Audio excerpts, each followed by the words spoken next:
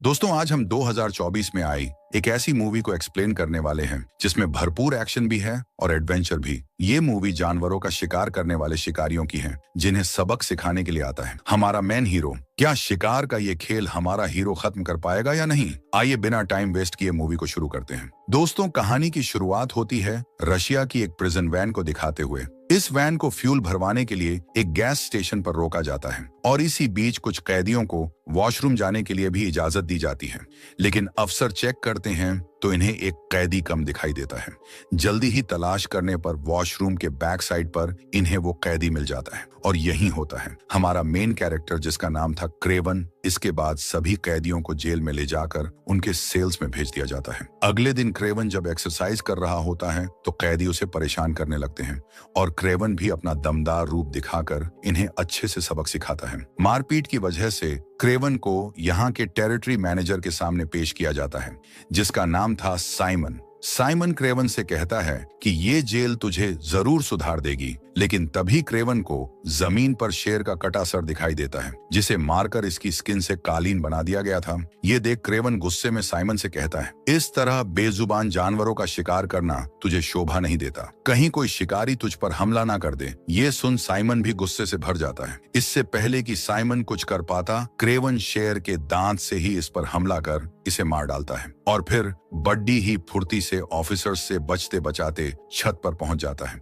न तो क्रेवन को कोई गोली घायल करती है और न ही जवान इसे रोक पाता है। बहुत ही स्पीड से क्रेवन जेल की दीवार को पार कर यहाँ से भाग निकलता है और इसका एक दोस्त इसकी हेल्प के लिए यहाँ हवाई जहाज ले आता है और क्रेवन पुलिस की कैद से आजाद हो जाता है। यहाँ एक बड़ा खुलासा होता है कि क्रेवन जेल में एक कैदी का रूप लेकर पहुंचा था और साइमन को मारने के बाद इसका मकसद पूरा हो गया।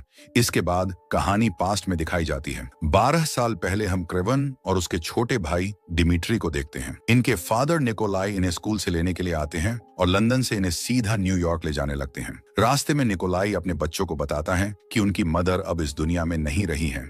दरअसल काफी समय से क्रेवन की मेंटल हेल्थ अनस्टेबल हो गई थी और फिर इनकी डेथ हो गई। इस पर क्रेवन कहता है कि अगर आप अपने बिजनेस से ज्यादा फैमिली पर ध्यान देते तो ये सब नहीं होता। ये सुन निकोलाई कहता है कि मौत को कोई नहीं रोक सकता।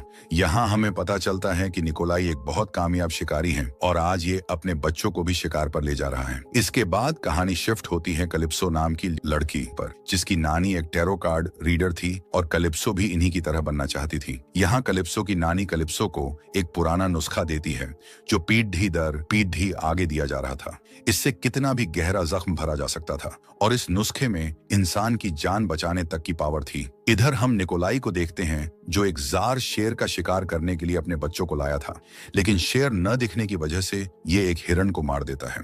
रात को ये लोग यहीं टेंट लगाते हैं और डिमिट्री क्रेवन को मिमिक्री करके दिखाता है। डिमिट्री के पास ये पावर थी कि वो किसी की भी आवाज निकाल सकता था।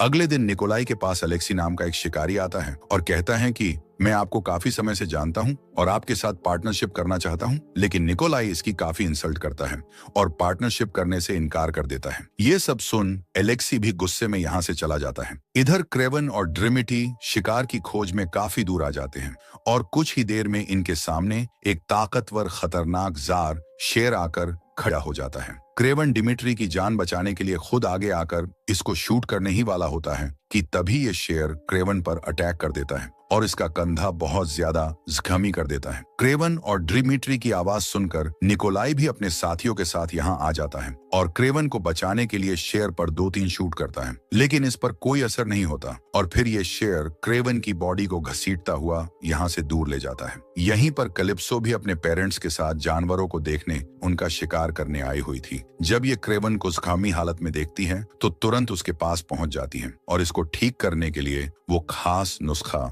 जो इसकी नानी ने दिया था वो इसे पिला देती है।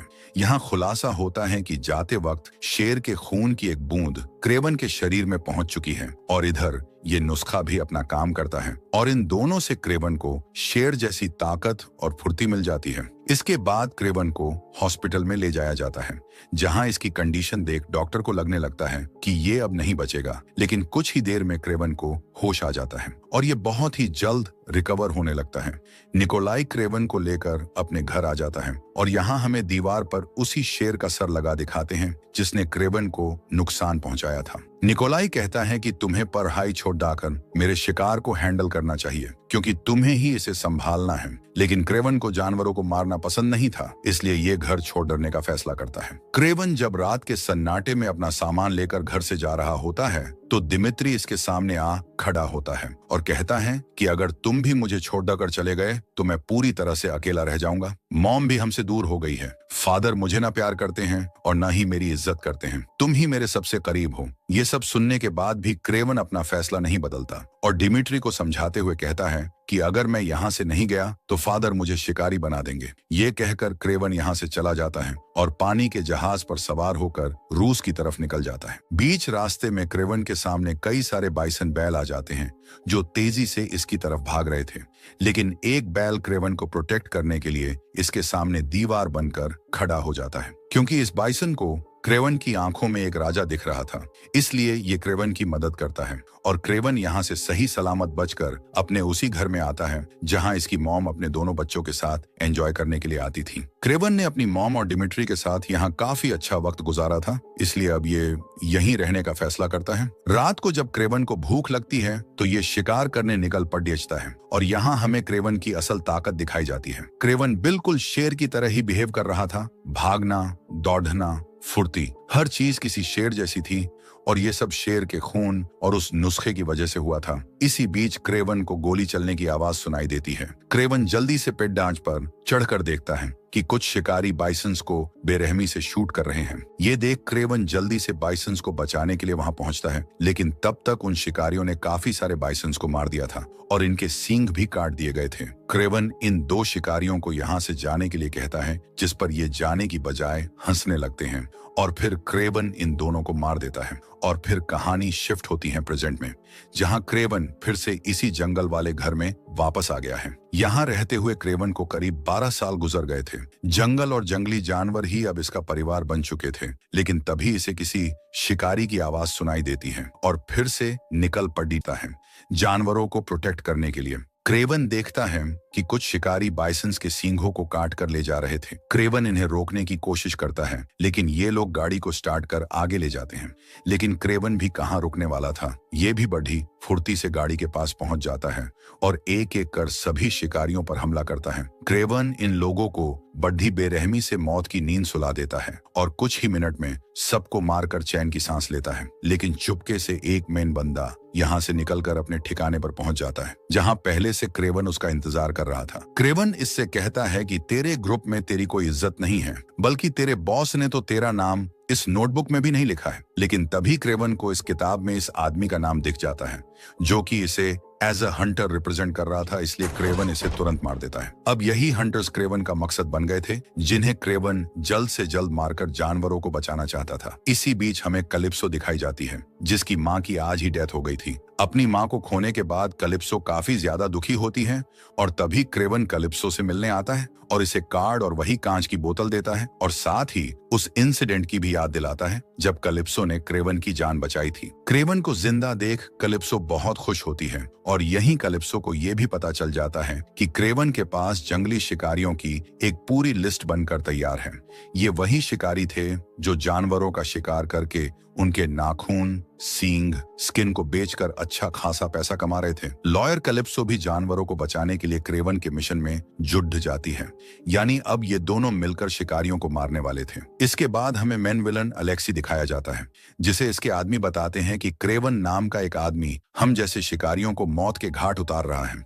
अगर हमने उसे नहीं रोका तो वो सबको मार देगा। ये सुन अलेक्सी एक पुरानी गैंग के पास जाता है और कहता है कि क्रेवन ने तुम्हारे बॉस को तो मार दिया है, इसलिए मैं तुम्हारे बिजनेस को टेक ओवर करना चाहता हूँ।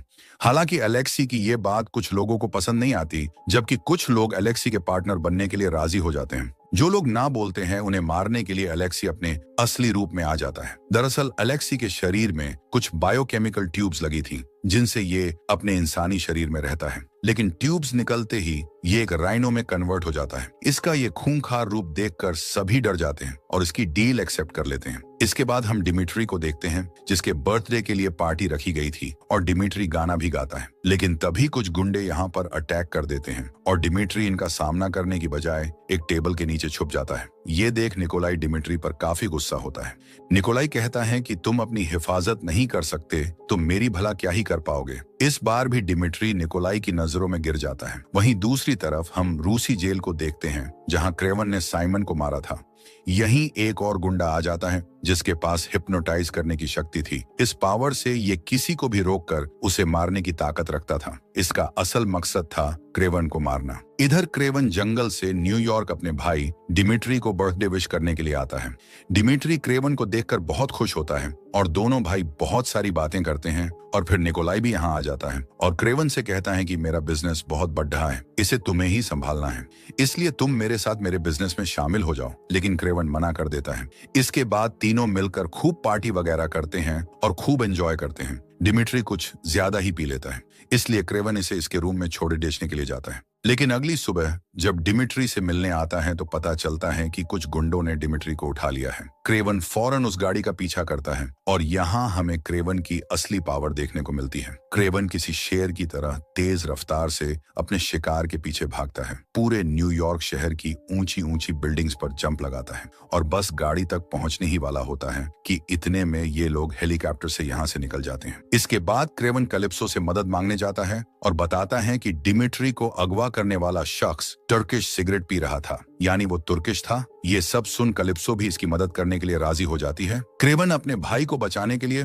अपने डैड निकोलाई के पास जाता है और बताता है कि डिमिट्री को छोड़ने की कीमत 20 मिलियन बताई गई है, इसलिए आप मुझे इतने पैसे दे दीजिए। लेकिन निकोलाई पैसे देने से मना करता है क्योंकि निकोलाई का मानना था कि अगर उसने पैसे दे दिए तो वो दुश्मन की नजर में कमजोर बन जाएगा, जो वो नहीं चाहता था। हालांकि किडनैपर्स ने निकोलाई को डराने के लिए डिमिट्री की उंगली काटकर भी भेजी थी, लेकिन फिर भी ये पैसे नहीं देता। क्रेवन गुस्से में यहाँ से चला जाता है और कैलिप्सो के साथ मिलकर एक ऐसे शख्स के पास जाता है जो उस टर्किश आदमी की लोकेशन जानता था। बिना देर किए क्रेवन वहां पहुंच जाता है और एक एक कर कई आदमियों को मार देता है और खूब लड़ाई करने के बाद आखिर में इसके हाथ वो टर्किश बंदा लग ही जाता है, जिससे क्रेवन पूछता है कि मेरा भाई कहाँ है।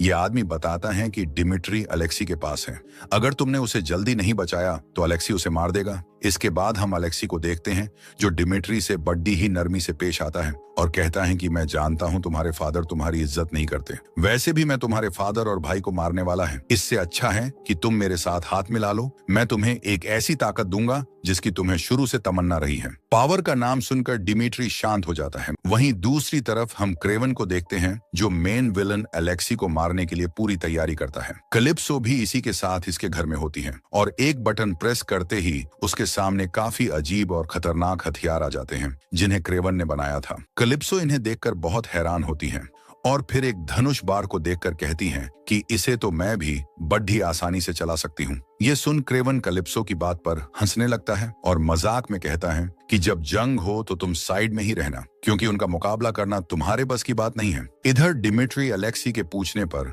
क्रेवन की सीक्रेट लोकेशन को बता देता है, जिसके बाद अलेक्सी अपने आदमियों के साथ क्रेवन को मारने के लिए निकल पड़ता है और कुछ ही देर बाद ये लोग क्रेवन पर हमला कर देते हैं। इनकी तादाद ज्यादा थी जबकि क्रेवन अकेला था, लेकिन फिर भी ये इनका डटकर सामना करता है। क्रेवन के लिए जंगल ही उसका घर था और जानवर उसके दोस्त। जब क्रेवन अपने दुश्मनों को सबक सिखा रहा होता है तो कुछ जानवर क्रेवन की मदद करते हैं और इसके दुश्मनों को भी सबक सिखाते हैं। लेकिन फिर बारी आती है क्रिस्टोफर की, जिसके पास हिप्नोटाइज करने की पावर थी। ये क्रेवन पर थोड़ा भारी पड़ जाता है और इसे बड़ी बुरी तरह से मारने लगता है। क्रेवन की जान बस जाने ही वाली थी, लेकिन तभी यहाँ कैलिप्सो आ जाती है और एक तीर सीधा क्रिस्टोफर के सर में उतार देती है। इसके बाद हम अलेक्सी को देखते हैं, जिसे अभी भी यही लग रहा था कि इसके आदमियों ने क्रेवन को मार दिया है। यही सोचकर ये खुशी मनाता है, लेकिन इसकी ये खुशी जल्द ही दुख में बदल जाती है जब ये देखता है कि बाइसन्स का एक ग्रुप भागता हुआ इनकी गाड़ियों की तरफ आ रहा है। ये सभी भैंसे इन कारों को जोरदार टक्कर मारते हैं, लेकिन अलेक्सी इस टक्कर से पहले ही अपनी ट्यूब्स खोलकर एक राइनो यानी गेंडे में कन्वर्ट हो जाता है। इसी बीच क्रेवन भी यहाँ आ जाता है और फिर शुरू होती है असली जंग, जहाँ क्रेवन अलेक्सी को मारने के लिए अपने कई हथियार और पावर इस्तेमाल करता है।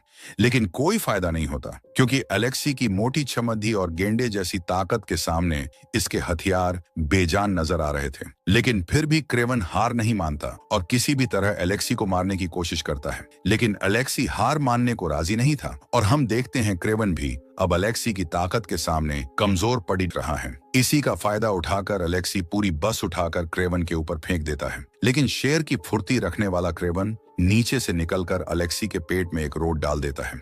ये पेट की वही जगह थी जहां अलेक्सी अपनी ट्यूब्स इंसर्ट करता था, इसलिए इसकी पावर थोड़ी सी कम हो जाती है, पर यह पूरी तरह से निढाल नहीं होता। इसे खत्म करने के लिए क्रेवन अपने दोस्तों यानी भैंसों को वापस बुला लेता है और भैंसे आकर अलेक्सी को जोरदार टक्कर मारते हैं और इसे बहुत ज्यादा जख्मी कर देते हैं। इस पर चरा कर इसकी हड्डियों का चूरा बना देते हैं। मरते वक्त अलेक्सी क्रेवन से कहता है कि तुम्हें नहीं पता है कि इस पूरे खेल का मास्टरमाइंड कौन है।